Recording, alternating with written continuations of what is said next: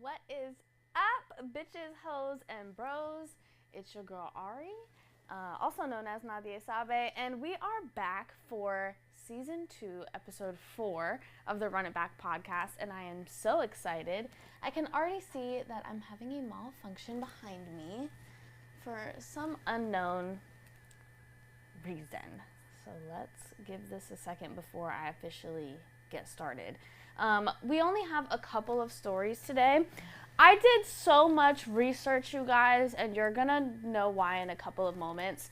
But yeah, we only have 4 stories to go over today, but we're gonna be pretty in depth with specifically the first 2, okay? So there's been a lot going on with the girls. Okay?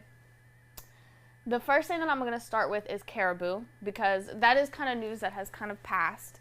And then, of course, we're going to talk about motherfucking Spice and Cleotrapa. There's low-key still shit, like, kind of coming out with that. But with Karrahbooo, the timeline is pretty concrete. You know what I'm saying? Pun intended. So, with that being said, I'm going to get straight into our first story, which is Concrete, Karrahbooo, and Lil Yachty. And just the story that goes along with our good sis getting fucking kicked out. Because if you're anything like me, you love Karrahbooo. And you're kind of disappointed in this whole fucking situation. So as you can see, I did a lot for this episode, because I do actually would consider myself not necessarily fans, because I haven't purchased anything, you know what I'm saying, for either of the two. But I do really, really like these girls. I really like these girls' music. I really like my hair. Anyways, so I really was very into it when I was doing all this research and learning about these girls and their story and everything. And so let's just get into it, all right? Karrahbooo was born, I believe her name is Kara Schuster. Is her full name. She's an Aries, and she was born March 28th, 1997 in Atlanta, Georgia. So one thing that we need to remember about Karrahbooo, which if you don't know anything about her, she's an Atlanta bitch, okay? She's born and bred in Atlanta, which gives you a little bit of context as the type of person that she is and the spaces that she does have access to, being that she is in Atlanta, okay? In 2021, she picks up DJing. You know what I'm saying? This is I decided to add this because I feel like this is something that's not really talked about, but this is one of the first things that we see from Karrahbooo in that creative space. She picks up DJing, okay? So at some point, and this is from the horse's mouth, Karrahbooo was a fan, okay? Karrahbooo was a fan of Yachty. This is something that I feel like is important because it gives context to how she feels and how she was brought into the group, okay? So at this time, 2021, is a fan of Yachty. She picks up DJing. La-da-da-da-da-da-da-da-da-da. She ends up having some mutual friends. You know how, like, when you go on Instagram and you follow somebody and you see that this person follows them, and what I'm thinking in my brain as I'm doing this research is I'm like, okay, so Karrahbooo is a fan of Yachty. She's in Atlanta, so I guarantee you that she's putting herself in spaces to meet maybe not just Yachty, but people that are around him, people that are in that sphere, people that are in that scene, you know what I'm saying? Gains some mutual friends, gets a little bit closer to Yachty, and eventually befriends him for real. So they become friends. At some point, around 2022, Yachty brings her on to be his personal assistant. Okay? Big jump from 2021, not knowing each other, Karrahbooo is a fan, to befriending, mutuals. This is reality. Now she is Lil Boat's personal assistant. Okay? Karrahbooo gets fired, and then she says pretty like right after, basically, she releases Money Counter. This is her official debut, okay? This is her solo debut. She does this by herself. I want to note that. She does this by herself, okay? The rest of that quarter, it was pretty slow. And then when concrete, everything started solidifying with each other in 2023, Karrahbooo is signed. Okay? So everything happened very, very quick for her. She put herself in certain positions that she needed to be in. Things worked out. She's on. Okay? So one of the things that was very important to me, because I watched a lot of interviews with this, because I want to see how people interact, right? I want to see how people interact with each other. Something that I feel like you should watch is the Montreality interview that they did, because you see a lot of interesting behavior between everybody, and it does kind of show you that there is like this level of uncomfortability with Karrahbooo. The boys, and everybody seems tight-knit, but it seems like there's something with Karrahbooo with some of the things that she might say, some energy. There's certain things, there's certain moments where you're like, this is interesting. But something that's also very important that's noted in this interview and in several other of their interviews is what concrete means, right? What does Concrete Boys stand for? What is this movement, right? And the fact that concrete means solid, means that you are a solid individual, that we all fuck with each other, we all love each other, we're all family, and that is a solid thing. And I thought that was really interesting, because over the course of this, and of course we're going to see that we're in 2024, all of this started 2021, 2022, 2023, Karrahbooo got signed. This all happened in a matter of, 3 to 4 years, and a year in terms of Karrahbooo really being in the spotlight. I want to, make that note. But what they stand for is the fact that they all fuck with each other, they're all love, and they're all real individuals, and Karrahbooo was this is another thing, the breakout star of the group. So she needed to represent that the most, and she was brought into the group. So it makes you wonder, like, was she solid before and she's not anymore? Was she never solid and it just, there's cause for concern within what their brand stands for. And I want to make that note because I think that that's really important. And if you don't know that that's what Concrete Boys brand stands for and that's how they feel about it, I think that that's an issue within itself. Clock it. So, boom, boom, boom. Karrahbooo is signed. March of that year, On the Radar comes out, Box the 40 comes out, and shit is up, okay? We have some information about that we'll touch on later because that's later in the timeline. November, she does Splash Brothers with Anicia. December, she does Running Late. This is what I see as Karrahbooo's true debut. This is where she has resources and money behind her, and she has a real rollout. We also have Concrete's Mojams comes out at this time. In March of 2024, she releases R.I.P. Foley's. And then in April, we have the It's Us Volume 1 release. Following that release, we have the It's Us tour. And this is where shit gets sticky, okay? So if you couldn't tell, Yachty at this point is gaining a status within the industry that should be respected. I say this because he is a very smart individual. He is the Quincy Jones of this situation. He is the one pulling the strings, orchestrating things, as he said, dressing everybody, styling everybody, XYZ, la da da da. On the other side of that is, of course, the actual process of the rollout and how everything took off. So he is very smart, and he did this very well in a relatively short amount of time, putting this group together and bringing it to fruition, right? So I'm going to talk about some other things with that and just Yachty towards the end, because I want to get through the story. Okay, so we have the It's Us tour, and people start saying things around the 27th of July. Broccoli City, she doesn't come. People are posting on social media. Karrahbooo is reposting stuff on social media. Okay? But there's nothing concrete until Yachty makes an announcement on the 30th that Karrahbooo has left the group. I have nothing bad to say about her. That's that. La da da da da. Things go after that, but people are a little bit up in arms because once again, it is not a secret that Karrahbooo was the breakout star of Concrete Boys in terms of brand awareness.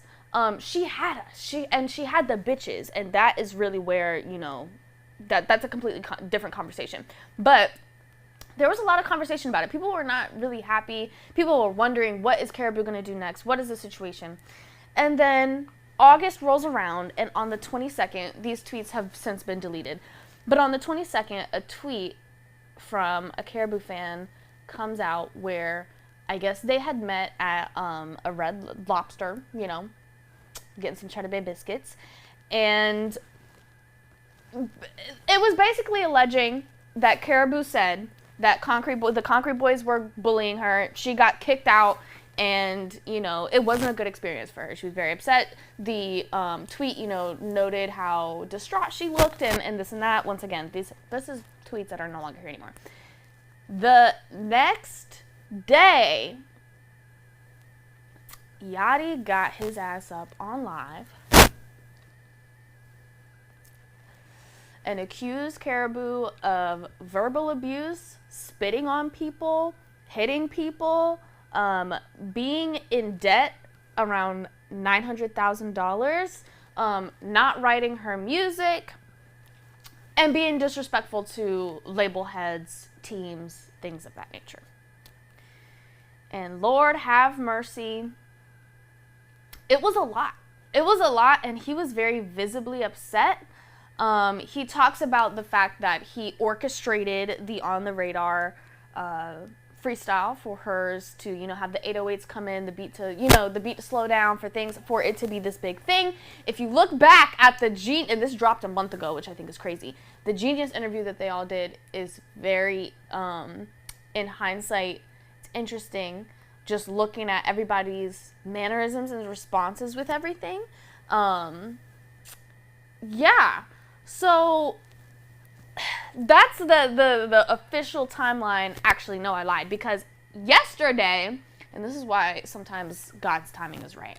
So yesterday, Karrahbooo, some things on live surfaced of her, basically talking about how she did write a lot of her stuff. Just sticking to her guns and alluding to the fact that she cannot drop music right now because she's in a contract that is not permitting her to do so, but that she would like to.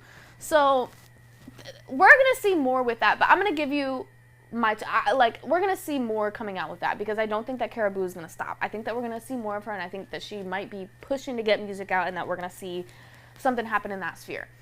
But overall, with what has happened so far, I am gonna give my 2 cents, okay?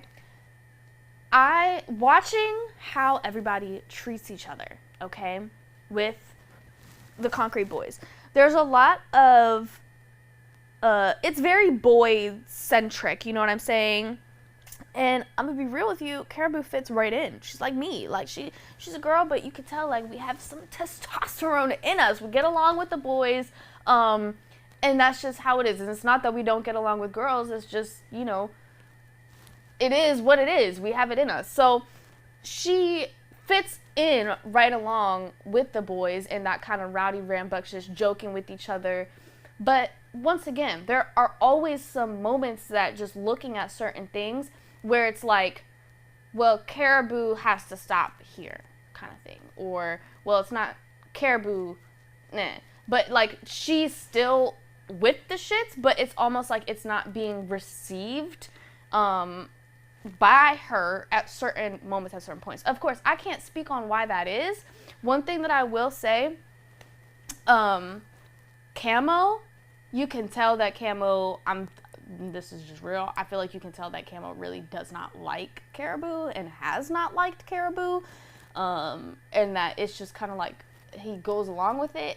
Now, that's just my personal opinion, but I feel, as how I feel, just watching the way that he reacts to her speak and the way that he reacts to her act and interact with her in general. So I think that is interesting, and I just honestly overall think that you should not make your brand all about people being solid, real individuals, and then to have something like this happen where it's like, well, it seems like none of y'all are very solid, you know what I'm saying? You're definitely not solid together. And the one thing that I will also mention is watching the way Yachty interacts. I feel like is really important because this is the person that everybody looks up to, right? And there's an interview, I cannot remember, I think it was $1 Million a Game that they were on, where Yachty is sitting on like 5 or 6 luggage trunks, smoking a hookah. But he deliberately here's how I see it. You deliberately staged this set for you to be multiple feet above everybody else in the room so that you can talk down to them. Especially then in that interview, he's just basically talking about how fucking amazing he is, which I love confidence, but to that level, it's getting to like, this is kind of scary and this is kind of weird. And I feel like we should note that. And I feel like when Karrahbooo talks about bullying, we don't know her full story because Karrahbooo didn't rant. Karrahbooo didn't really do the the things that have come out from Karrahbooo have, number one, was the thing from the fan. It was not from her. And then on top of that, it has been responses. It has been like, bro, stop bullying me. You know, I wrote my shit. You know, this. It has been in response to Yachty. So we don't really know her whole story other than, you know, she felt mistreated. She felt othered. Okay? And I see people talking about, like, pulling the woman card and shit like that. Like, yeah, Karrahbooo's gonna pull the woman card. She is the only concrete girl besides Gio, and Gio don't rap. So, like, I don't really want that to be a part of the conversation, to be honest with you. Karrahbooo does have a right to talk about that she is a woman, the only woman in the group, and that she feels othered. She has been more solid than him by deciding to stay pretty quiet on the conversation and solely defend herself compared to this man who clearly feels like he's better than everybody else. Going on live, crashing the fuck out, and exposing to all of us, thinking that you're exposing who Karrahbooo is, which maybe she did those things, maybe she didn't. One thing I will say, if she learned how to behave from anyone around people that she views as beneath her, she learned the behavior from you. Okay? That is really the 2 cents that I wanted to give on it. None of us, once again, know the inner workings of the truth of what these guys' relationships are with each other, other than the fact that clearly Yachty fucking crashed the fuck out and Karrahbooo has just been defending herself. And, you know, once again, considering the behavior that we've seen from Yachty over, you know, a while, but I feel like it's getting intense now, like the past couple of interviews that I've seen with him. This is what happens when you behave like you're better than everybody else, and you can talk to people like that, and you can speak to people like that, and you don't expect the people underneath you who you're lifting up to adopt that type of behavior. You know what I'm saying? So overall, I am looking forward to seeing what Karrahbooo does outside of Concrete. I think that she is her own woman, her own star. She has her own mind. So I want to see what she does with the platform that she does now have. And I also want to see what Concrete does. I'm excited not excited, but I'm looking forward to seeing how the rest of this plays out, because these two stories, when it comes to Karrahbooo and Ice Spice, it shows you the detriment that mixing business and personal is. Because, of course, there's rumors about Yachty and Karrahbooo and all of that. But even just on the friendship tip, these things get messy. And there is now a business and a relationship that is not the same as it was. And they're both kind of in shambles, having to pick up the pieces. You know what I'm saying? So you have to be very, very careful with these things. And I don't think it was really a good idea for everything to happen as it did. You know what I'm saying? If all of you guys think you're friends and you've only, like, you know, this is something that we're going to touch on with Ice Spice too. If you guys have only known each other for 2 years and the only work that you guys have ever done with each other, or the only stuff that you ever do with each other has to do with business,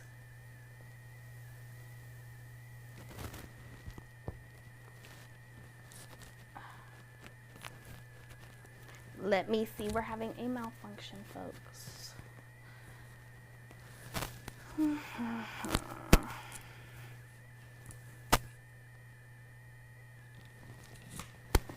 Are we good now?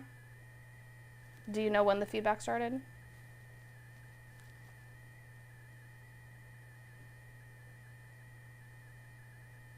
Okay. So, yeah, I mean, basically,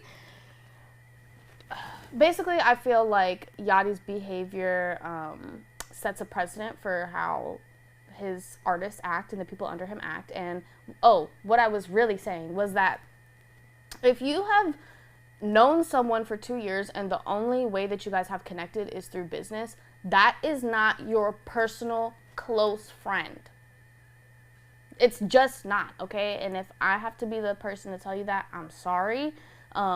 You can care about each other, you can have relationships with each other, but when we're talking about best friends and family and close people that you trust and love and care about, there has to be some other type of activity that you guys do outside of making moves together. You know what I'm saying? And there has to be another, like, crux of your guys' relationship with each other. And that's why I say I don't think it was necessarily smart for Yachty to do this how he did, in terms of scooping up all of these young folks who haven't had the time to build real relationships with each other, put them on this huge stage, put them on this huge platform, and then everything falls apart because y'all are really not solid. Y'all are really not concrete, okay? So that's how I feel about that. Once again, I'm excited to see what Karrahbooo does with this whole situation, because one thing I will tell you is that the publicity is publicitying. They're both being talked about more than they were before this happened. You know what I'm saying? So we'll see what happens. Moving forward, the next story is another kind of drama-filled one, and once again honing in on the fact that business and personal is a very sticky situation, and you have to have parameters to, what's the word I'm looking for? Curb that. You know what I'm saying? You have to put precautions in place. So, Spice and Cleotrapa. Let's get into the timeline. January 1st of 2000, Isis Nyjah Gaston is born. She really is the true Y2K princess. Let me tell you something. She was born on fucking Y2K. So, full circle moment. You know what I'm saying? One thing I will note that does come up in certain interviews of her is that her father does come from a rap background, so she does have, you know, a little musical inclination from her childhood. But things don't really pick up until college. Now, in high school is when Ice Spice got her name. That was her Instagram, you know what I'm saying? It was cute. It was what it was. It's a family name, something that has been around for a while. But in college, she meets Riot, okay? And this is the person that she really, you know, obviously builds that producer relationship where she's able to start developing a sound, someone who is encouraging her, and of course, also a romantic interest there. You know, we will note that, because that I'm pretty sure that is, like, fully confirmed, you know what I'm saying? So, in March of 2021, and this is another thing, this is very smart moves, okay, very smart moves. And I've heard some things about Riot and his upbringing and his possible nepotism, but I'm not going to speak on, like, fully on that because I truly don't know if that's true or not, but I will sprinkle that in there because that could be a part of the reason of why this was able to be done the way it was. So Ice Spice did the Bust It Challenge from Erica Banks. That was when everybody was, like, looking regular, and then doing Meganese, busting it wide open, look cute, you know what I'm saying? She went viral from that, capitalized on that viral moment and released her first song, Bully. After that, she released No Clarity, Euphoric, Be a Lady, and Name of Love. These all had some underground buzz. You know, it was doing what it was doing. She was, you know, beginning to develop herself as a musician. Then she drops Munch, okay? It's played by Drake on his his Sirius XM radio station, Sound 42. It blows the fuck up. And then by September, she's signed to 10K. If you don't know, 10K is owned by Elliot Grange, which is Lucian Grange's son. So she has a lot of resources, knowledge, and just expertise behind her, okay? And this is the time where things really pick up for Ice Spice. If you don't know, she got platinum fucking plaques. Like, she's doing it, okay? She releases Bikini Bottom in October. That's her first release under 10K. And then in January, the top of 2023, she releases Like. She does Barbie World with Nicki. And in January of 2024, she does Thank You the Shit. All throughout this time, the press, everything is going crazy for Ice Spice. She's being dubbed the princess of, I don't know if it was like drill or rap, but she's the princess. You know what I'm saying? That's what it's giving. And she is also seen by the industry as this kind of juggernaut of, we want to crack the Ice Spice case. How do we do this to other people? Because she was so big, so loved, and it was just working. Everything was just working. And so she was huge. She was at the top of things, you know what I'm saying? So then we have May of 2024, okay? Baby Storm, which is someone who actually did know Ice before she got famous. They did, I believe, go to elementary school together. And she essentially accuses Ice Spice of being, number one, being like her 8th grade bully, and them eventually patching things up and becoming friends. I don't know. She accuses her of cheating on Riot. She accuses Riot of orchestrating Ice's entire career. She accuses Ice of fat phobia, just sabotaging Baby Storm's career, and says that, you know, Ice makes everyone sign NDAs, whatever. Just this long, intense rant. And if you don't know, Baby Storm is not a stranger to going on rants, okay? She has had many scandals and attempted to, or successfully has, exposed many people. So when people saw this, she did not get the reaction that she thought she was gonna get. She thought that everyone was gonna be like, oh yeah, fuck Ice Spice, you know, that light-skinned bitch, la da da da. She really thought that was gonna happen. It was giving like evil laugh orchestration, because she was just literally talking about praying on her downfall and like, this is gonna be the end of you and la da da da. And that's not how it was received. When people saw that she had posted the screenshots of her talking about Nicki Minaj, because she did call Nicki Minaj ungrateful, because the real tea that was exposed in there was that Ice was brought the Barbie World opportunity and then said, Nicki, this is a part of your brand. I want to include you on this. And then Nicki decided that she was going to take the reins and fucking do some shit. You know what I'm saying? So people saw that and they were like, first of all, we don't think Ice is wrong for feeling this way. And second of all, you're fucking weird for putting this out here and trying to expose her with like her personal shit. We don't really believe any of the shit that you're saying because it's giving weird. You know what I'm saying? That was really the response that it got.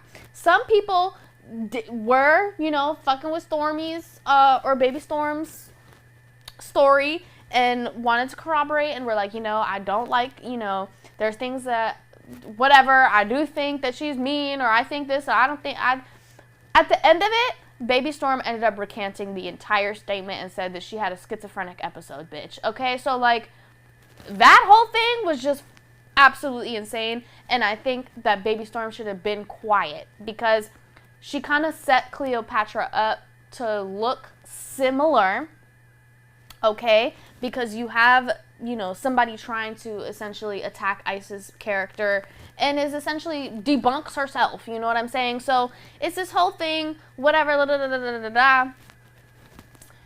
She does say something about warning Cleo, whatever. Okay. June passes. That happens in May. June passes. Things happen. Damage control is done. In July of that year, that just 1 month away, she drops Y2K, and the tour starts on the 4th of July, okay? Mind you, I'm going to note that. The tour starts on the 4th of July, okay? We go into the North American leg of the tour. Something that I think you guys should watch is the Big Boy interview that she does, because this happens during that time, and it kind of lets you into the state that Ice is in and how, maybe not how she's interacting with everybody, but how she's feeling, what she's talking about. And something that I am going to note, I don't want to diagnose anybody, but I think that Ice looked like she was having a lot of anxiety in that interview. And the fact that and she talks about the fact that this is her first time headlining a tour. She talks about the fact that she has never done this before. She doesn't really know what's going on. She's just happy to be there. You know what I'm talking about? And the reason why I say that she looks like she's having a lot of anxiety is because she does a lot of self-soothing. She does a lot of rocking, a lot of self-soothing, a lot of jumping, and to me, that gives me signs of someone who's under a lot of stress and who is having a lot of anxiety. So when I saw that, I was like, I feel like this is something that is important to the story. Okay? So something that I'm also going to know, if you look at Cleo's Instagram during this time, she's posting a lot about the tour. She's posting like tour dumps, behind the scenes, recaps, performance videos, boom, boom, boom. August 31st, the North American leg of the tour ends, okay? September 9th is that dreadful motherfucking day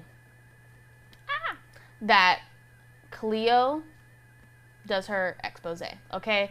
The overarching theme, Cleo makes a statement and she says, it's like she wanted to shine a light on me, but she wanted to dim the light. That's the overarching theme, is that it was like, here's this opportunity, but like, I'm not going to give it to you all the way. I kind of want you to work for it. I kind of want you to feel singled out. And Cleo just felt very like she was mistreated. She was disrespected. Like, things were not made up the way that she needed them to be for her. She talks about the fact that she performed before the shows would start. She talked about the fact that she didn't get food on several occasions. We know the chicken salad thing. We know the steakhouse issue. She talks about having to carry her own bags. She talks about the fact that she was not able to either be in... There were several things with the room. She couldn't have her own room certain occasions. She couldn't have her own dressing room certain occasions. She couldn't be in Spice's room on certain occasions. There was a lot of things with just her not having her own space, or her not being able to be in Spice's space, okay? Her assistant, there being an issue with her and her assistant, there being an issue with her having anyone present, which we're going to get into. Her not being on the official bill. Once again, the general attitude of Ice Spice.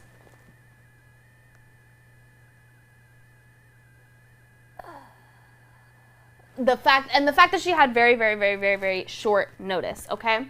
So all of this, she goes on an hour-long rant that I basically just summed up for you of all the things that she was upset about, and talks about, like, she felt like Ice should have spoken up for her in certain situations, should have made sure that she was good, and basically feels as though that since when Ice gave her the call that she states it was on, June, fucking the very end of June. She says she only has about 1 or 2 days. She really had about 4 or 5 days because the tour started on the 4th. She really had about 4 or 5 days to get everything together. But her statement is basically that because Ice called her and said, I got you, come on this tour with me, that meant that Ice should have handled everything for her when it came to accommodations and everything like that. Now, one of the things that was flip-floppy in Cleo's story, number one, is that she couldn't bring anyone, but then she said that if she did want to bring anyone, that she would have to pay for their room and board. This is standard. A lot of the things, and basically what I'm going to say about this whole thing in terms of, we've gone over the timeline, everything that happened. Actually, Cleo made her statement, and then her DJ for the Jersey and Philly show confirms, her statements. He does have clips. He got a little thing that says Cleo's helped to confirm what she said about that. That could be real. That could be something that he did. I don't know. Okay. And then we also have the manager of Ice Spice making tweets that have since been deleted, but I do want to pull them up because I think that they're very important to the context of everything, because it sums up these tweets, and then Joe Budden, when he talked about it on the podcast, really sum up how I feel about the situation, because the whole thing sucks. I feel bad that Cleo had a bad experience, whether it was because she was not accommodated the way that she wanted to be, she was not comfortable, or it was because of the way that Ice Spice treated her. Do I believe that Ice Spice was mean to her? Yes. I'm going to say that, okay? I definitely think that, I don't think that Cleo is lying about the way that she feels and about certain things happening. I believe her. But what I will say is that a lot of the things that Cleo was upset about were not really in Ice's control. And number two, well, there's three things. Number one, a lot of the things that Cleo was upset about were not in Ice's control. I can guarantee you that I talked about before, Ice is under a stress that she has not ever experienced before. And when it comes to, like, I don't think that the idea that Ice or Cleo had going into this tour was what happened in reality, because neither of them have ever done this before, and they had some rose-colored glasses of we're gonna have some fun and da-da-da-da, and Ice realized that this is really stressful. I believe she absolutely probably did lash out at certain times, or was rude, or did, whatever the situation, and I 100% believe that there were times that she did not want Cleo in her room because she's on tour, she's headlining a tour, and she wants to decompress and be by herself. I absolutely believe that those things are true. Number three, you guys were never really friends. And it goes back to, like I said, with Concrete and all of them. Cleo, in her whole video, talks about the fact that she never hangs out with Ice Spice at the crib, chilling on some chill shit. They're always doing something. They're always at a shoot. That's not your friend. And you should have known that that wasn't your friend. That's an industry friend, which is cool to have. Once again, you can care about each other. You can do nice things for each other. You can even salute the bitch. You can have respect for her. You can work with her. Absolutely. But when you blur those lines and you think that bitch is your real friend, you're almost disrespecting the people in your life who really are your friends. You know what I'm saying? Because I feel like you should have had the wherewithal to know that you guys were really, I was talking to a friend about this, and a part of me feels like Cleo knows that, but she wants justice, I guess you could say, for what was done to her. Like, she wants the situation to be rectified. She wants to be, like, seen and heard, so I don't feel like she's gonna, that's speculation, though. That's just a little something on the side. But once again, Cleo, that was never your friend, and I feel like that was the first piece of discernment that you should have understood. And going along kind of with that discernment thing, Cleo should have never went on the tour. That has been, when I first saw this come out, I was like, damn, Cleo, you really shouldn't have posted this, and you really shouldn't have gone on that tour. The moment that you got a call saying you have, first of all, from your story, 1 day notice to go on a month-long North American leg of a tour, one of the hottest bitches on the scene right now. Her album ain't doing too good, but Ice Spice is Ice Spice, you know what I'm saying? You should have known that you weren't prepared for the opportunity. You didn't talk to your management about it. You did not prepare. You did not get the right information from Ice's team. And you weren't ready to pay what you needed to pay to have your team there. You weren't ready for it. And you said, This is too big of an opportunity. I want to do it anyway. And that's what you said in your videos. I stuck it out because God wouldn't put me in a position that I can't handle, and I'm here, and that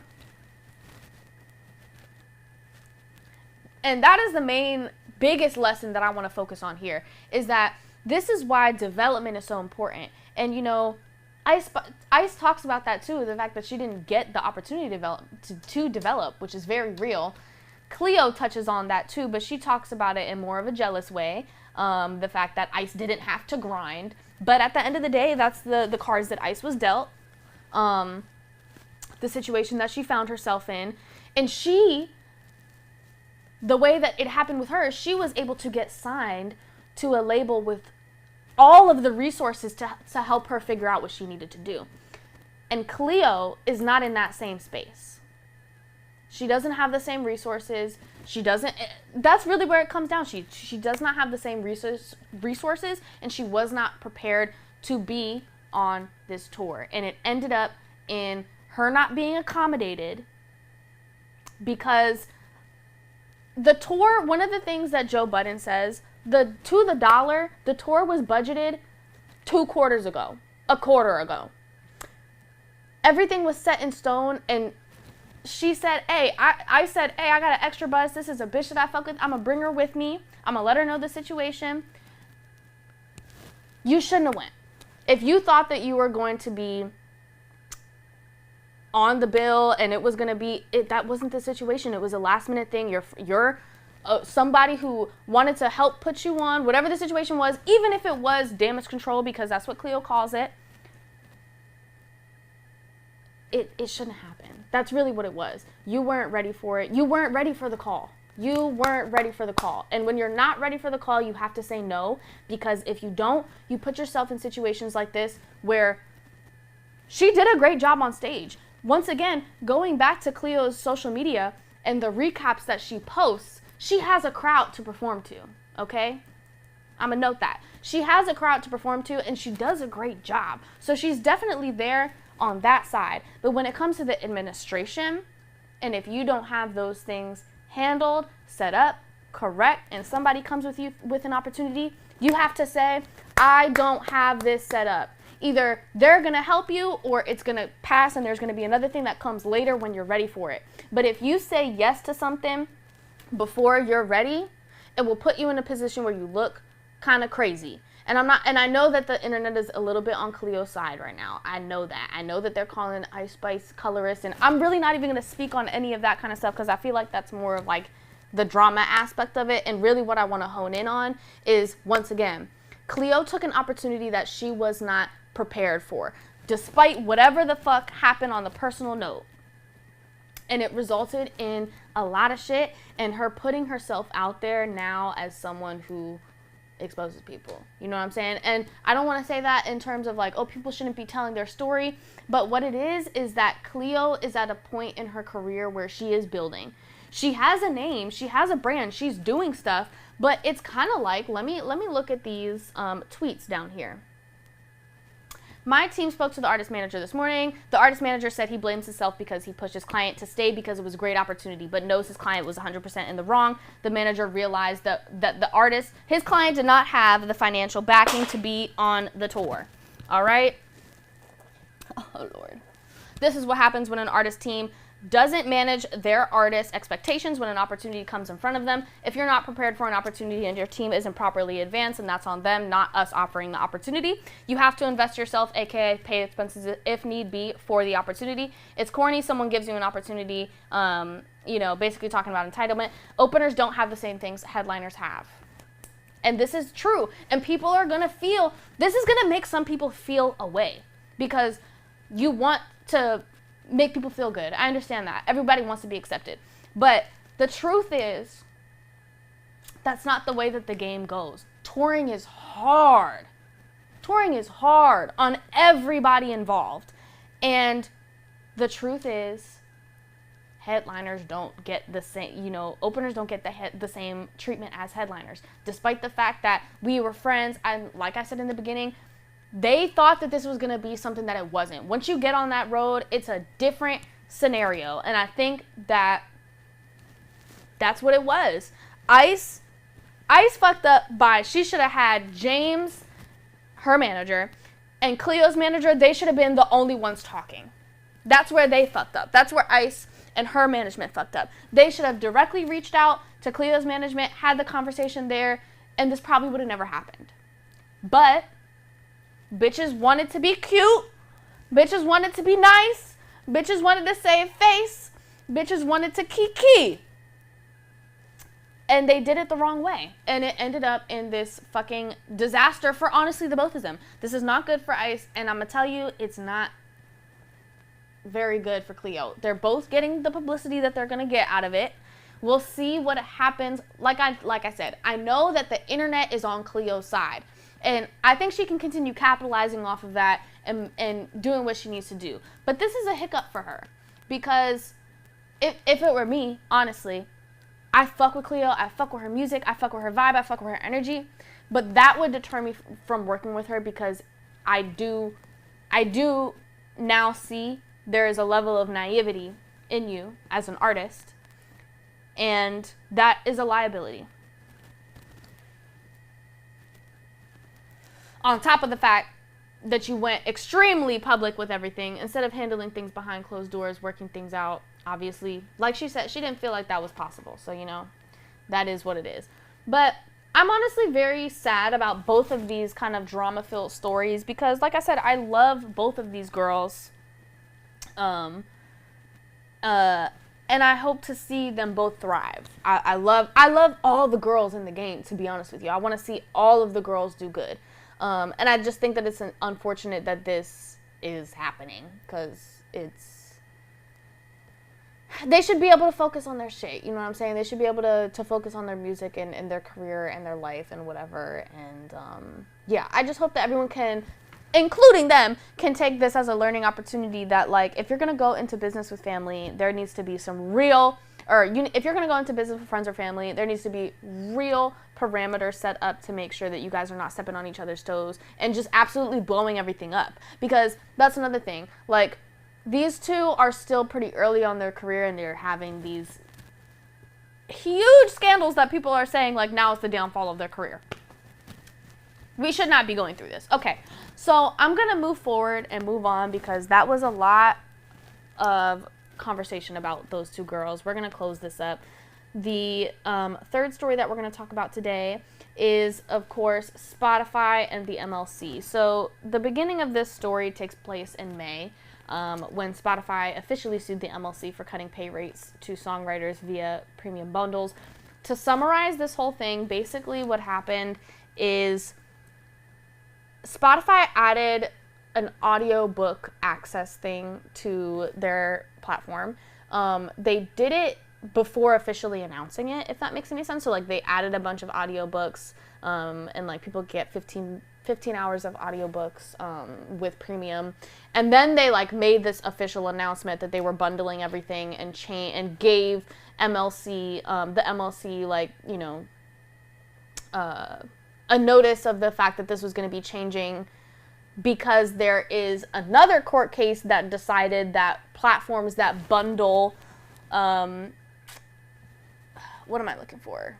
Services, including music, can pay lower royalty rates as long as the other services have more than a novel place in the system. Basically meaning that, like, the other systems in the program have to be just as important as music. So the MLC sued and basically was like, this is shady as fuck. They're trying to do some shady shit because they know that they are a music tech company, that people get their premium subscriptions for music, and they're trying to say that books are just as important as music, and that's why they can pay us less money, but they shouldn't be able to do this, and this is shady as fuck. So that's why the MLC sued back in May, and it's, you know, of course, been underway.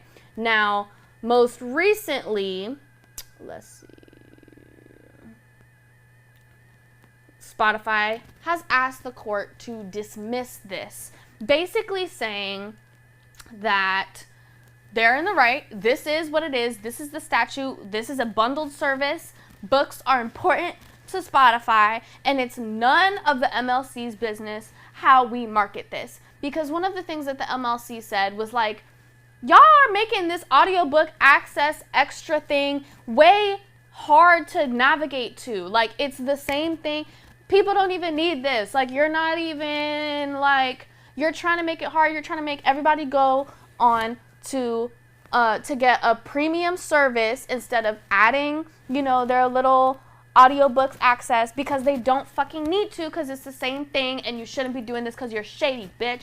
That's what the MLC has been saying. And Spotify is like, no, this is the law. This law says that bundled subscriptions can pay a lower rate. So we created a bundled subscription, and we're going to pay a lower rate. Fuck you. And, you know, said all of that in legal jargon, and basically is saying to the court that this is stupid. Like, we have on paper that this is what we're supposed to be doing. There's this case with precedent that shows that we can do this. You need to just throw this out. And the MLC is like, no, this is shady biz. This is shady biz. This is shady biz. You need to look into this, okay? So that's kind of where we're at. We're at a little bit of like a standstill. I don't think that the case is going to get dismissed. I think Spotify has a good case. Let me tell you. I think Spotify has a good case. They're smart, okay? I think they have a good case. They obviously have precedent. They took certain steps to protect themselves when it came to like the timeline of how they rolled this out. They do mention that they did not have to disclose the fact that they were bundling, and they protected themselves. I think they have a good case. But I think that if the judge has a brain and wants to get to the truth, she's going to allow this case to go forward. Because it is shady biz. We all know that it's shady biz. I've said for a long time that Spotify is not a music company. And when I say that, I say it from the space that they don't care about music. And this is another stamp that just shows us that they don't care about music. The main product is music. I 100% agree with the MLC of the fact that, like, people are not going to Spotify for the books. They're not doing it. I'm sorry, okay? I think it's a nice perk that people are going to start utilizing, and they're definitely going to see a lot of user activity with that literature. But Spotify is what it is, and it's a music streaming company, okay? So I hope, really and truthfully, that they get slapped and some shit happens with it. Now, the Phono Records 4 is the precedent that they're talking about with this. And let me see, because what I want to tell y'all is how much money it's going to cost Spotify, because that's really what I want. So, according to Spotify's filing, if the MLC were entirely successful in this case, the additional royalties that would be due in relation to the period of March 1st, 2024 to June 30th, 2024 would be approximately $46 million. Of which approximately $35 million relates to the 3 months ended June 30th, 2024, plus potentially penalties and interests that they cannot reasonably estimate. That would, yeah, and then so on and so forth. So basically, it would cost them about $50 million a quarter if they rule in the MLC's favor and give creators their fucking money, okay? I want authors to get their money too, but like, we just have to be realistic, you know what I'm saying? So we'll see what unravels with that. This last story, we're going to touch on it really brief, but I do think that it is really, really interesting. North Carolina musician charged over brazen AI music streaming fraud scheme that allegedly faked billions of plays. The 52-year-old musician is accused of conspiring with the CEO of an AI company and a music promoter in the scheme, which is said to have fraudulently collected more than $10 million in royalty payments. How crazy is that? A North Carolina musician has been charged by the U.S. federal prosecutors in a connection with a scheme to create hundreds of thousands of songs with artificial intelligence and using bots to fraudulently stream these tracks billions of times. I'm going to get to it. Basically, they were saying that he had over like 10,000 accounts at one time running, listening to his shit. Crazy work.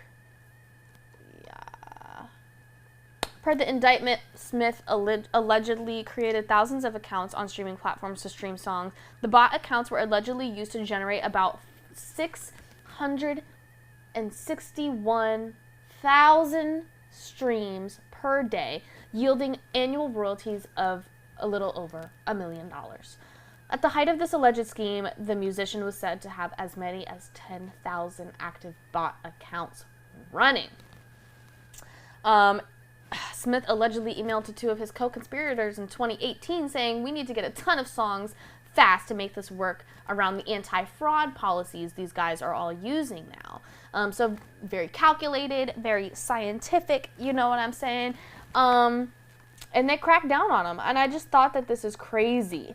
A lot of people think about using AI to like steal other people's work.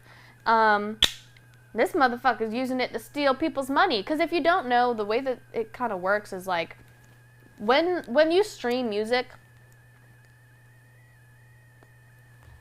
you take money away from somebody else. Now, it sounds weird, but the way that it works is the people who get the most streams get the most money. So even...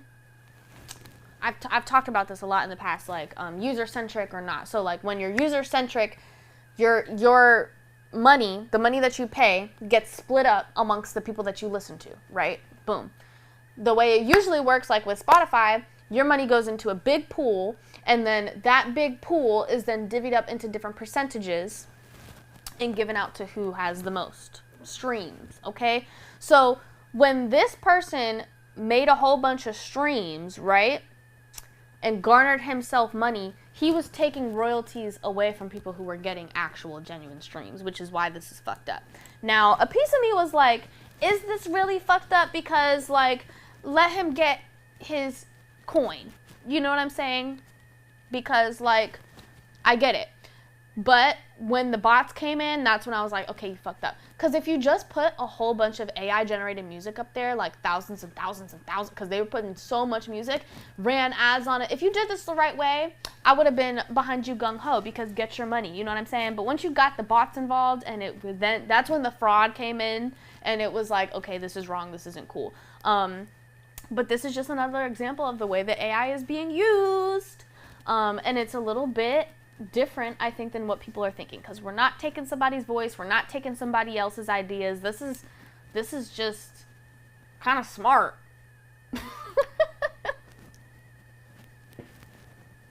They just should have been a little bit smarter, you know what I'm saying? But at the end of the day, he's gonna get, you know, what he gets. I don't know if he's gonna get any jail time, or if it'll, well, because it's fraud, he might go to jail, because that is some white collar penitentiary shit. But we'll see how that plays out, of course. I'm very happy that I was able to get on the pod today and talk to you guys. I'm super excited to edit the clips and to start the conversations about all of these things, because I definitely think everything we talked about today is worthy of conversation, worthy of discourse, and continued discourse and conversation. So thank you guys so much for listening to me, putting up with me, you know what I'm saying? I really appreciate it. I love you guys so much. Hopefully I will see you much sooner. Karrahbooo, Spice, if you need some help, let me know.